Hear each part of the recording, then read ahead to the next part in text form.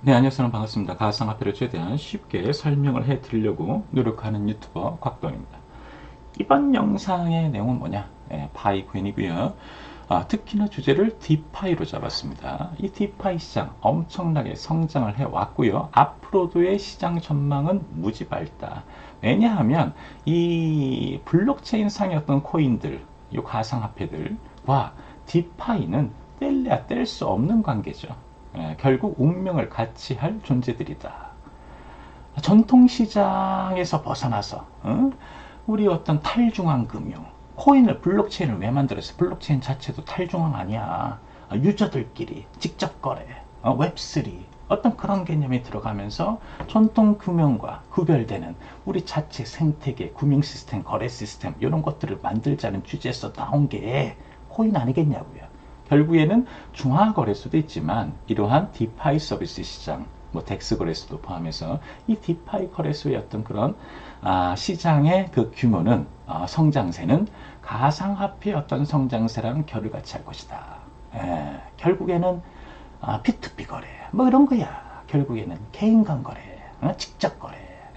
어떤 중간에 누가 끼지 않고 직접 거래가 겠다 이게 취지 아니겠냐고. 그러니까 클 수밖에 없는 거예요. 가상화폐의 어떤 성장과 함께 가상화폐가 뒤진다면 디파이도 결국에는 뒤지게 된다. 뭐 또 그렇게 또 볼 수가 있는 것이죠.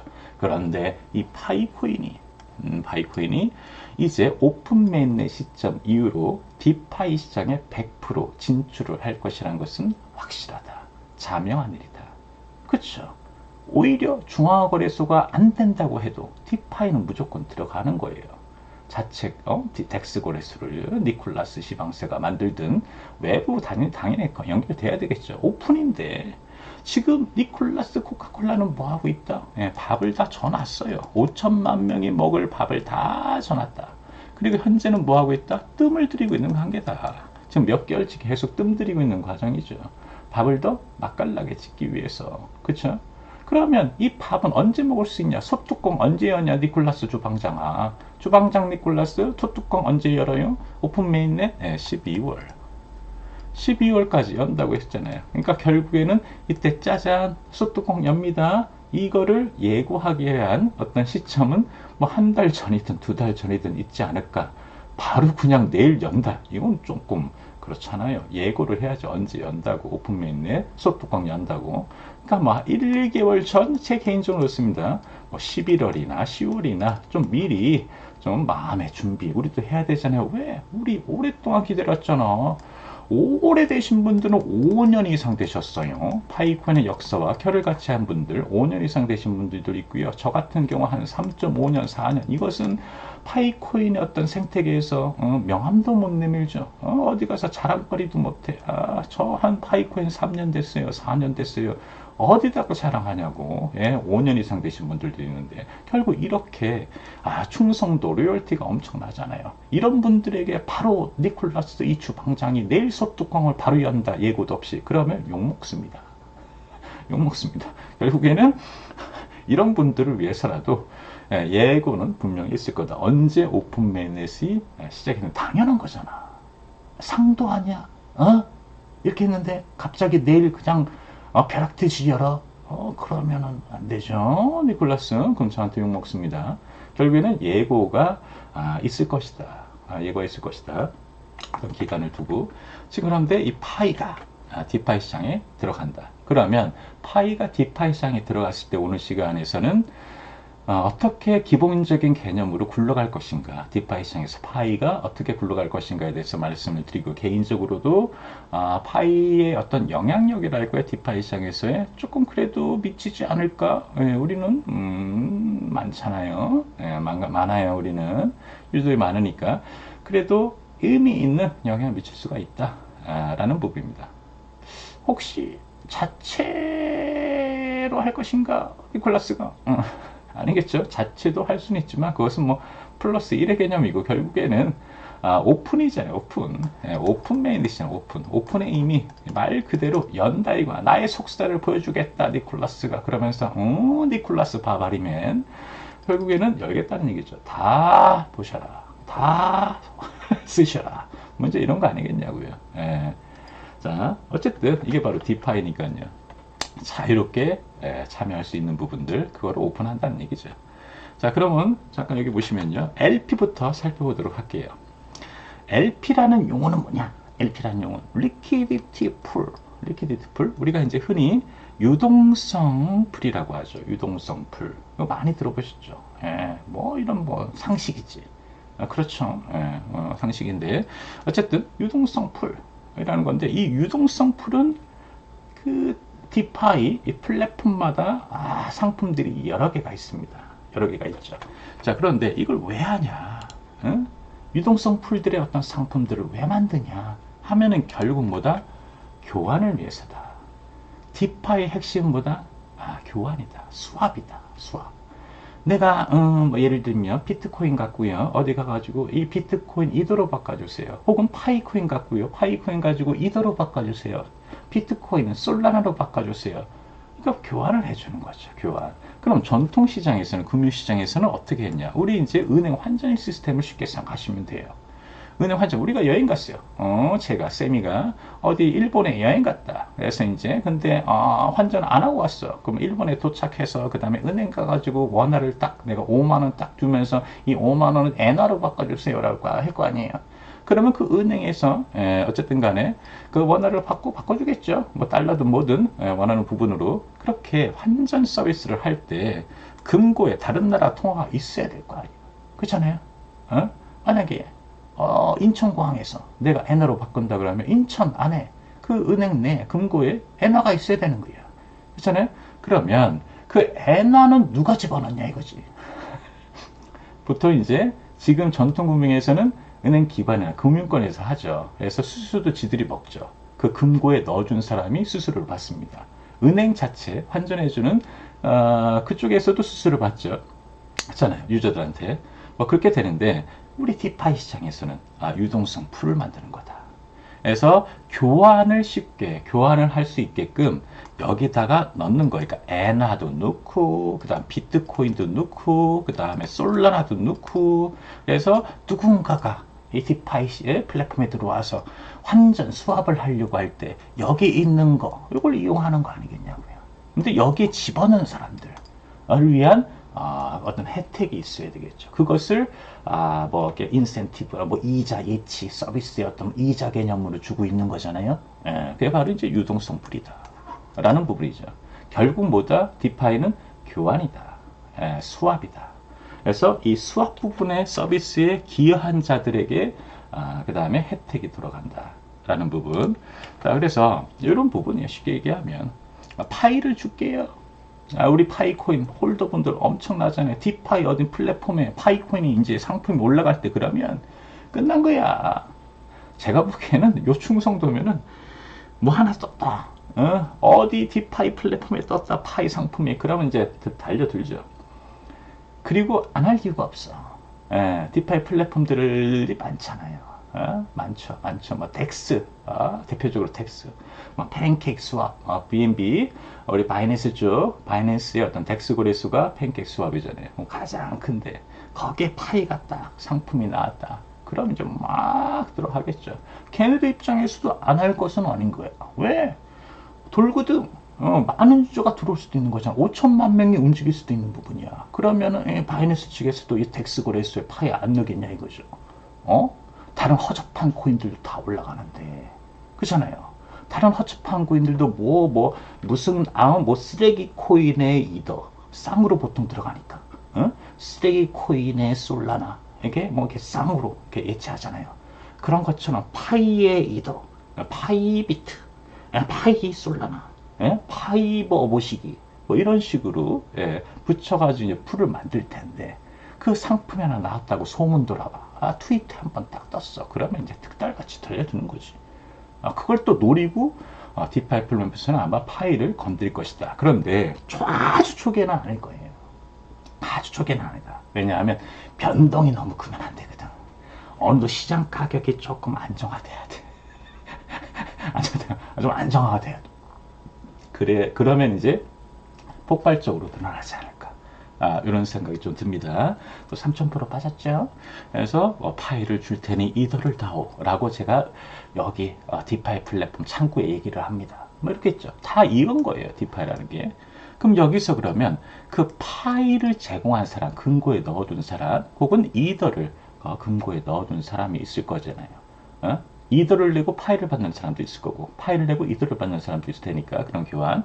이럴 때 이런 제공자들, 이런 제공자를 또 뭐라 그러냐면 LP, 용어가 똑같아. 근데 이거 좀 다른 용어로 바꾸면 좋겠는데, 이건 리퀴디티, 아까 전에 풀이라고 했잖아요. 유동성 풀, 요 원을 생각하면서 유동성 풀 상품, 이런 게 있는데, 이거는 LP 똑같지만 provider입니다. 공급자. 그러니까 LP는 유동성 풀을 의미하기도 하고, 유동성 공급자를 의미하기도 한다. 그때그때 문맥에 따라 다르다라는 부분이죠. 그러니까 파이 제공자든 이더 제공자든 이분도 뭐야? LP가 되는 거예요. 우리도 LP가 되는 거예요. 그래서 전통 금융에서는 그 수수료를 누가 받는다? 은행이 받는 거야. 쉽게 얘기하면. 그런데 디파에서는 우리 개인이, 저도 쌤이도 유동성 풀의 공급자가 될 수 있는 거죠. 내 파이를 거기 팬케이크 수압에 유동성 파이 유동성 풀에 넣는 거예요, 제가. 그래서 다른 사람들이 그 서비스 환전할 때 파이 이동할 때 내 파이가 들어가는 거죠. 그럼 저는 뭐 한다? 여기다 내 파이 넣어놓고 수수료 받는 거죠.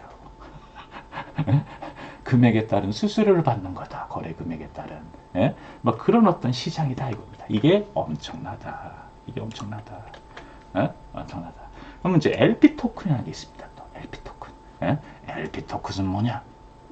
자, 그러면 여기 유동성 풀에 제가 뭐 넣어놓을 거 아니에요. 제 파일을 넣어놓는다. 그럼 파이 유저가 유동성 공급하게 되면 이에 대한 영수증은 받아야 될 거 아니야. 증서는 받아야 되겠죠. 그게 바로 LP 토큰이라고 부르는 겁니다. LP 토큰. 이 용어도 알아두면 좋겠죠. 내가 유동성을 공급했을 때 그 자체 플랫폼에서 내어주는 그 영수증 같은 가치, 그게 바로 LP 토큰이라는 거다. 파이 넣어놓고 저는 그 플랫폼에서 발행하는 LP 토큰을 받는 거다라고 이제 생각하시면 되겠습니다. 자, 그런데 그럼 여기서 당연히 정확하게 좀 계산이 됩니다. 정확하게 어떻게 계산이 되냐? 제가 제 파일을 1000파일을 한 상품에 넣어놨어요. 근데 이 그릇 용량은 총 유동성 풀의 총량은 10만 파이야. 10만 파이에 제한이 있는 그런 유동성 풀이다. 근데 저의 파이가 1000개 들어갔다. 그러면 10만 분의 1000이니까 1%죠. 그러니까 지분 1%에 대한 증서를 제가 LP 토큰으로 받는 거예요. 그래서 그리고 저는 1%의 지분율을 갖고 있는 거죠. 주주야, 주주. 쉽게 생각하면. 그러면 거기서 제 뜻이 들어간 요 풀을 사용해서 예를 들면 이제 수수료가 오갈 거 아니야. 그렇잖아요. 예를 들면 이제 뭐 수합이 이루어지겠죠. 그 수많은 수합에서 수수료를 플랫폼에서 받을 거 아니에요. 그죠? 그 중에 1%는 내 거가 되는 거예요. 뭐 파이, 이더, 파이, 솔라나 이렇게 바꾸는 사람들이 엄청 많을 거 아니야. 그 중에 수수료의 1%는 내 것이 되어진다. 내 거가 된다. 라는 부분. 이러니까 뭐 괜찮은 사업이죠. 괜찮은 어떤 뭐 소득이 될 수도 있고 수익이 될 수도 있는 거다. 이자를 받아 먹을 수 있는 거다. 라는 부분이고요. 또 이런 것도 있습니다. 조금 더 들어가면 LP 토큰 있잖아요. 우리가 받은 LP 토큰, 지분 받은 거 증서, 그거를 또 집어넣어라. 그러니까 디파이 플랫폼 내에서는 지 생태계 밖으로 나가는 걸 원치 않습니다. 대부분이 그렇죠. 그걸 또 다시 예치해라. 그죠? 그것도 또 있습니다. 풀이. 그래서 파이 LP 토큰을 또 집어넣는 풀도 있어요. 그래서 LP 토큰 재치도 가능하다. 그럼 여기서 또 뭐 받는 거야? 또 코인 받는 거야. 또 다른 코인을 보통 또 줍니다. 이때 코인은 보통 뭐냐면 거버넌스 토큰을 줘요. 그러니까 거버넌스 토큰이라는 것은 그 플랫폼 내 디파이에서 발행한 그 디파이 업체에서 발행한 거기서 유통되는 코인 있잖아요. 지들 거 보통 줍니다. 이때는 한 단계 조금 더 넘어갔을 때는 그렇게 조금 생각하시면 되고요. 이렇게 하고도 또 이자를 또 받을 수가 있어요. 계속 뭐 하고 뭐 해도 되는데 너무 많이 하면 욕 먹죠. 또 나온 거 가지고 또 풀 만들고 또 나온 거 가지고 또 풀 만들고 이러면은 도루마무 이러면 안 됩니다. 적당히 해야죠. 보통 이렇게 한 두세 단계에서 끝냅니다.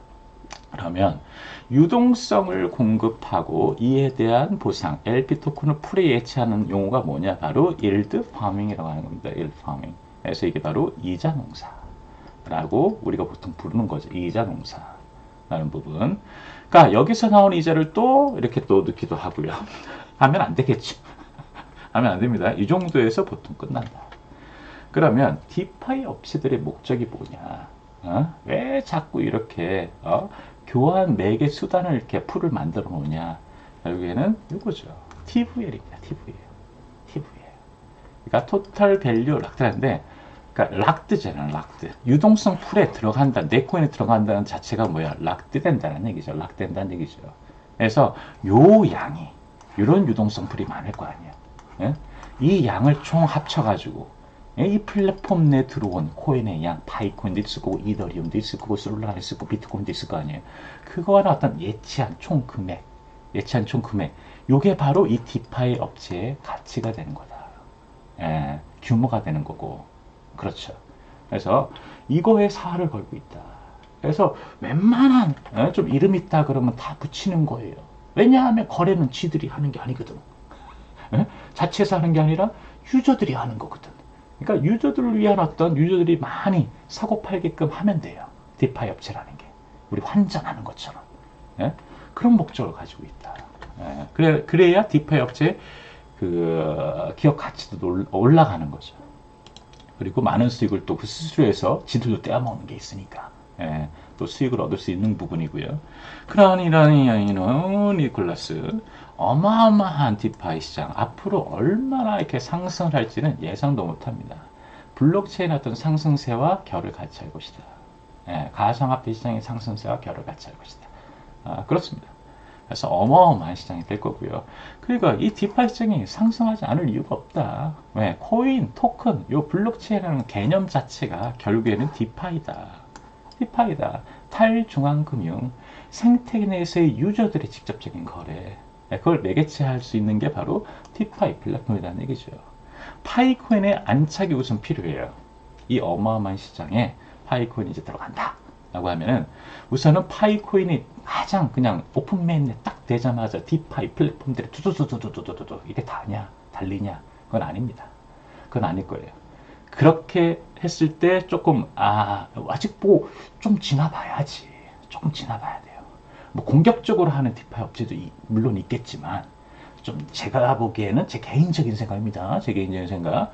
어떤 유명 대규모의 그런 어떤 업체들 같은 경우는 조금 그래도 뭐 조금 며칠이라도 시간을 봐야 되지 않나. 바로 들어간다?